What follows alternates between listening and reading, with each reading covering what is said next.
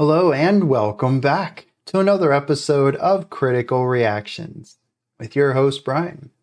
We're going to continue forward with our theme this week of non-typical music. Just songs that you wouldn't normally hear, collections of sounds or instruments, or just an unusual way of crafting and plotting out music. Today we're going to be looking at My Bloody Valentine, particularly something off of the MBV album called Wonder 2. This is, I'm pretty sure, the shortest track of the week so far for this theme. We've had some really lengthy explorations of unusual and esoteric sonic art. 6 minutes is bit shorter than the 20-minute songs we've had elsewhere. Let's dive into this, see what My Bloody Valentine is bringing to the table today.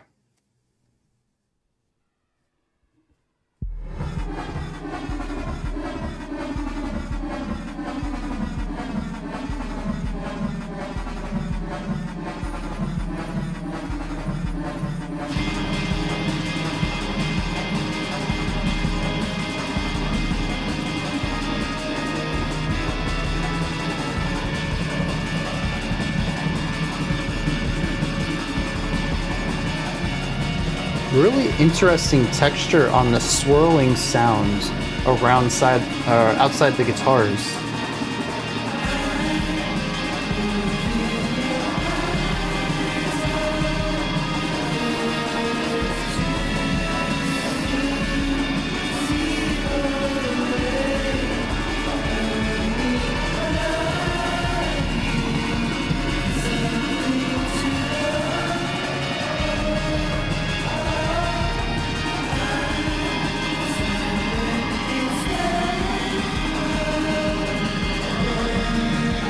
Interesting tonality on the vocals.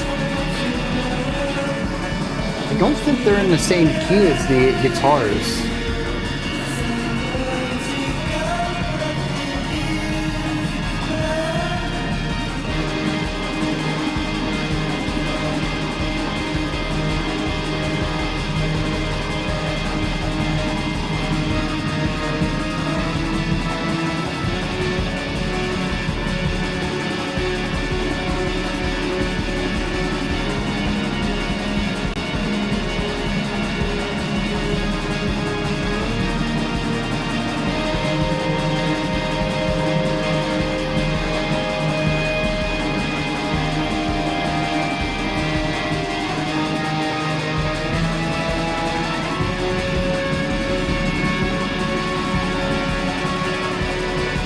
Is the swirling still happening at the bottom of all of these layers?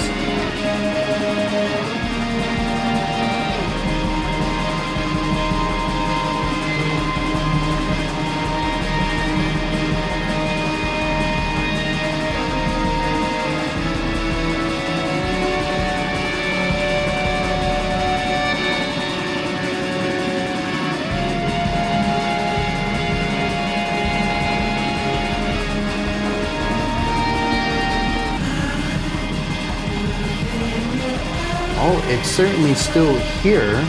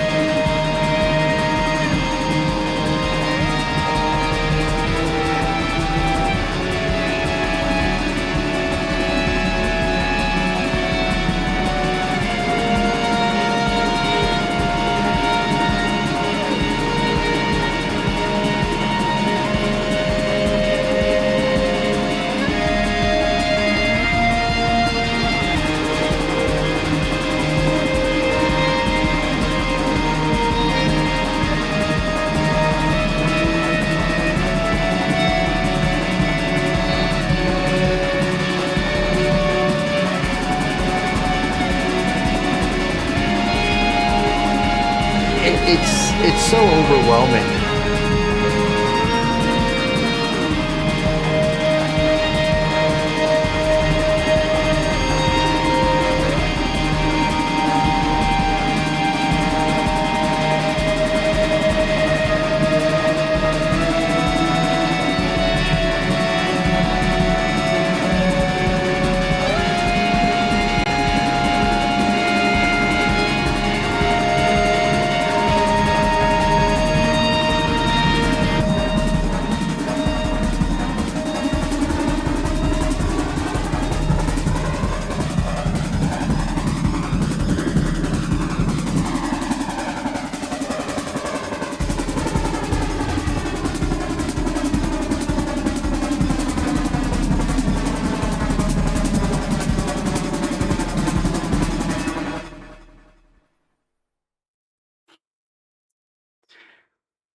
You know, the funny thing is, I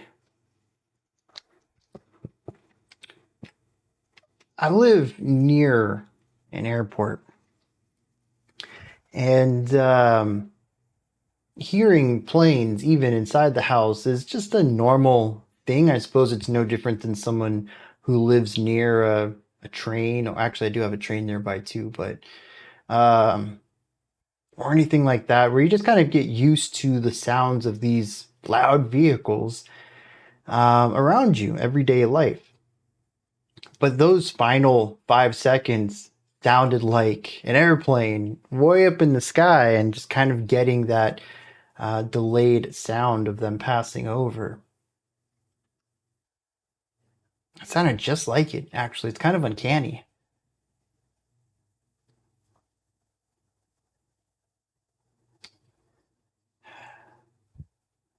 What's going on here?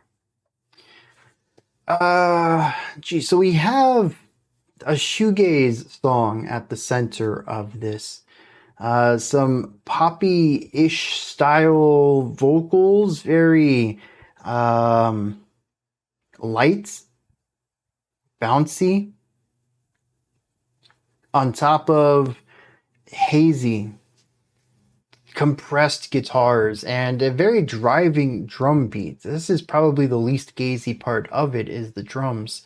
The bass guitar is in there somewhere, but I'm not actually entirely sure. I feel like with everything going on in most places, the bass just got swallowed up.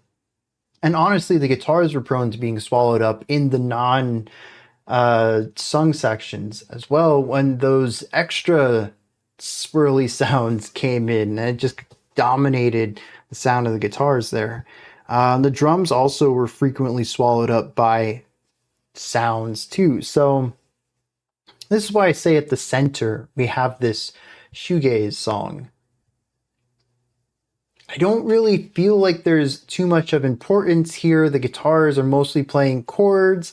The chords do have moving qualities to them. Maybe it is just the highest note on it moves while the chord doesn't, creating some sort of melodic movement in it. But I wouldn't necessarily say that any of them were playing a melody, something memorable that I would be able to hum later. That is primarily given to the vocalist.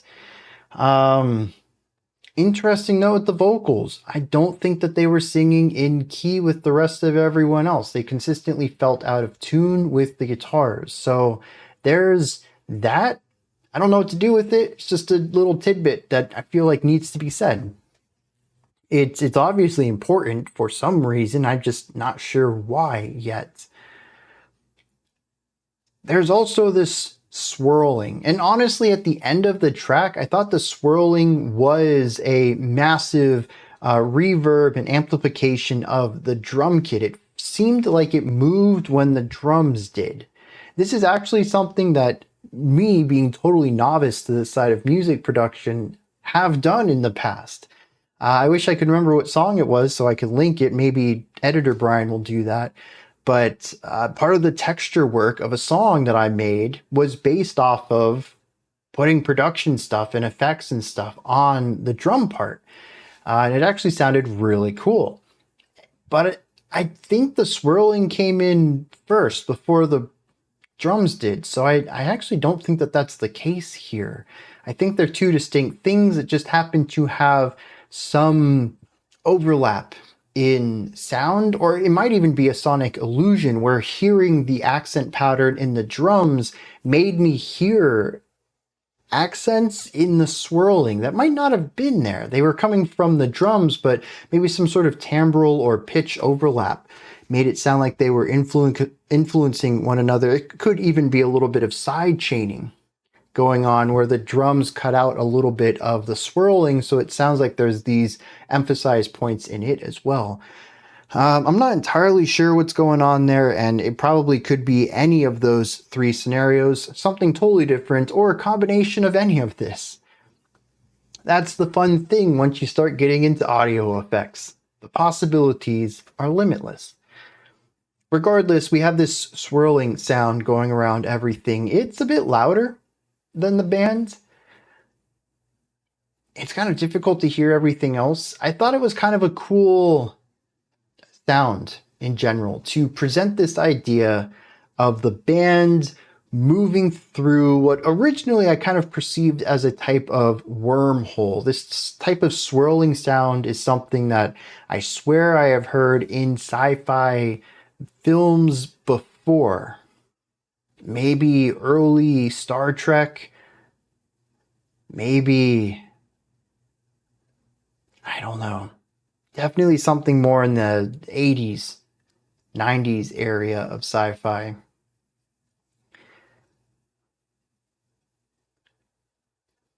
The idea of the band being overshadowed by the swirling sound, of being locked in this atmosphere, in this wormhole, in this sonic tornado, whatever it is, I think that's a pretty cool idea.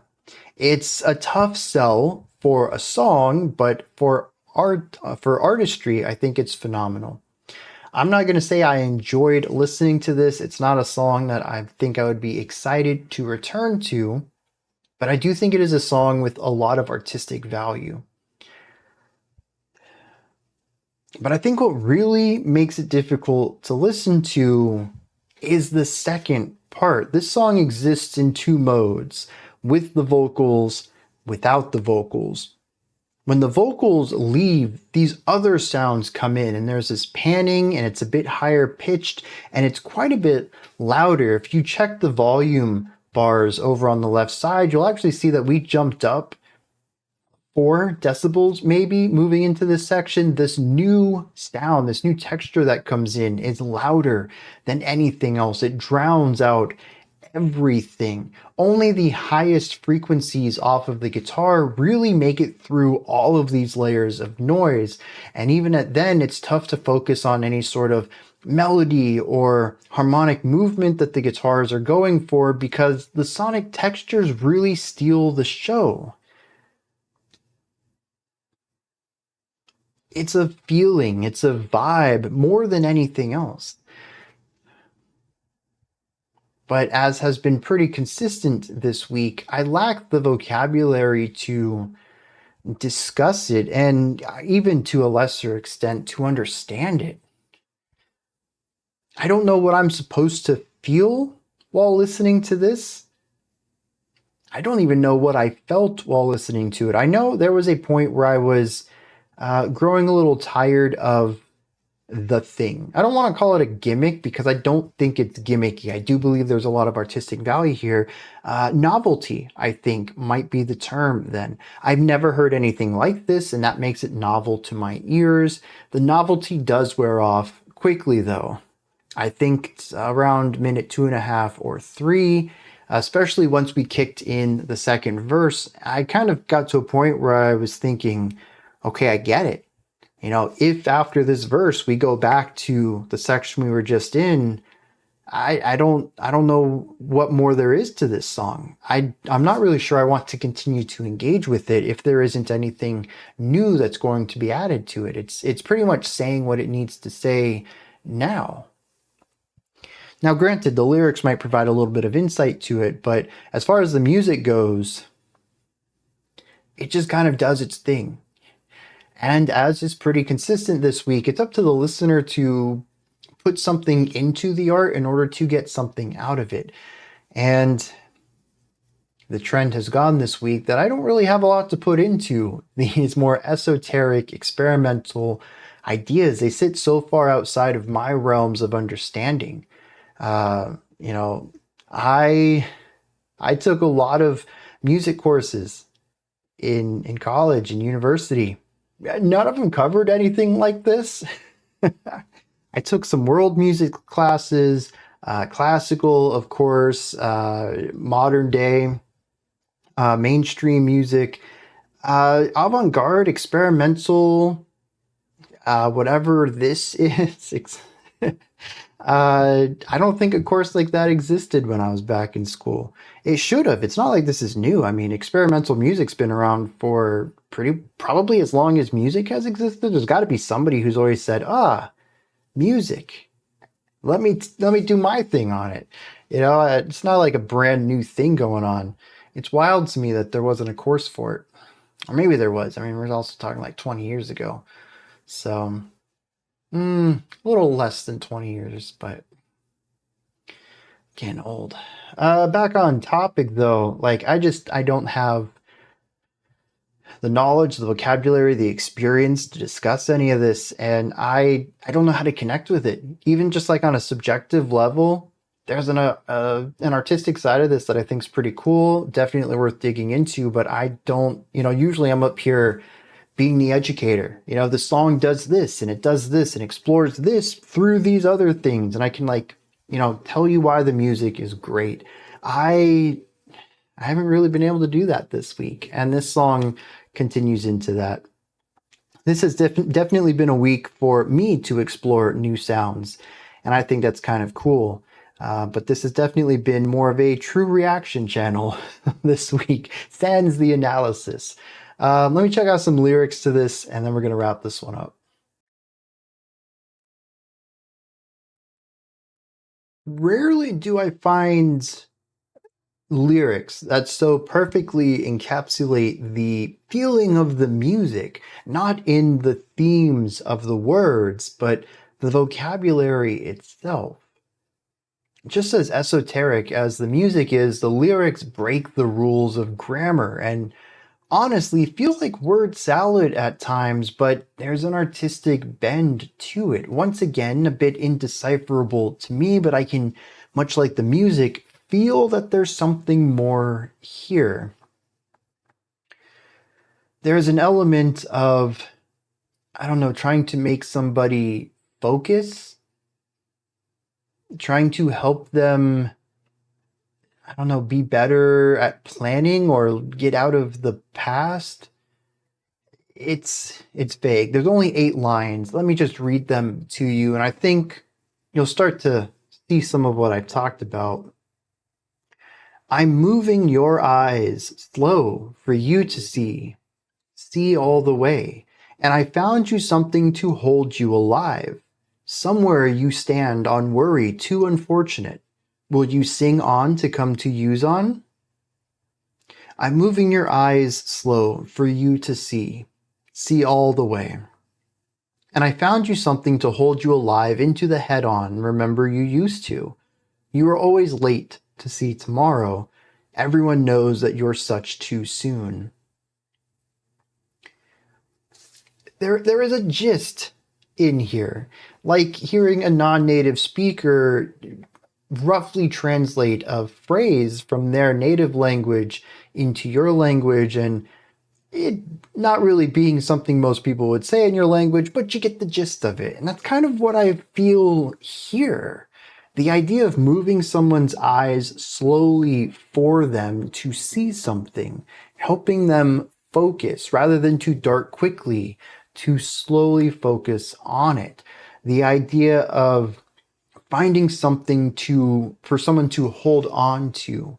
Maybe they are just a reckless person. The idea of having to help them focus their eyes might just mean that their attention is rapidly moving around and it causes them to make reckless decisions.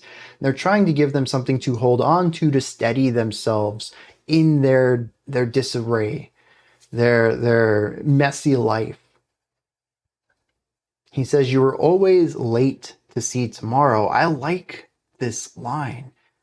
It could represent that someone is constantly in the past, so much so that it affects their present and their future, but it could just be somebody who has no plan for tomorrow, so absolutely focused on the now that they have no idea what they're going to do tomorrow. And by the time tomorrow rolls around, they have no plans, running around like a chicken with its head cut off. A very Western phrase there.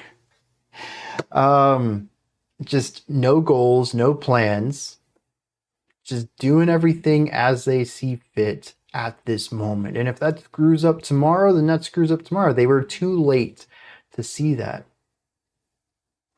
And it feels like a song just trying to help somebody calm down, chill out, and live life just a teensy bit more directed, planned out. But there's also this concept of something to hold you alive. And I don't know if that's supposed to be read literally or figuratively, or maybe both. Maybe they are running themselves into the grave. All of the stress, the anxiety, maybe poor choices, could be drug use, could be situations that they wind themselves up in. And they see that this person has a short life ahead of them if they don't correct it now. And they're really trying to be a rock for this person. And I think that's what this whole song is about.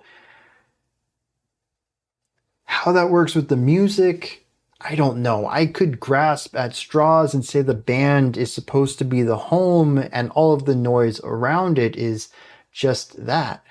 Noise, trying to sift that away and find something simpler to craft your life around rather than the cacophony of destruction that you're surrounding yourself with. But I think that puts a really bad spin on the texture work here. And while that might be intentional, it also might not. And I don't want to immediately say, well, I didn't like the noise, so that must be the negative part of the song. But, like I said, grasping at straws, I might be able to make that read out of it. But I'm not entirely confident in that read either.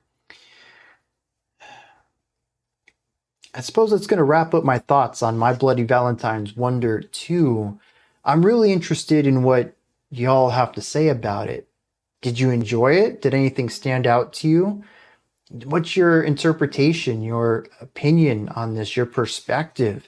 If you really enjoy this and you can put it into words, please let me know why. Like I said, I kind of had a tough time with this, but maybe just a new perspective on it would help. Understanding why someone else would enjoy this and seek to listen to it might help me understand it a little bit better. Put all that stuff into the comments section. Above that, in the description box, is a link to Linktree. Takes you here. You can find links to my music, ways to support the channel, a link to the Discord server, and so much more. Above that, if you could, like, subscribe, and ring the bell. I greatly appreciate all three of those. All right, that wraps it up for today. I'll be back tomorrow, though, 5 p.m. Eastern Standard Time, 9 p.m. UTC as usual. Until next time, remember to be critical, not cynical, of the music you listen to, and have a fantastic morning, afternoon, or evening, whenever you choose to watch my videos.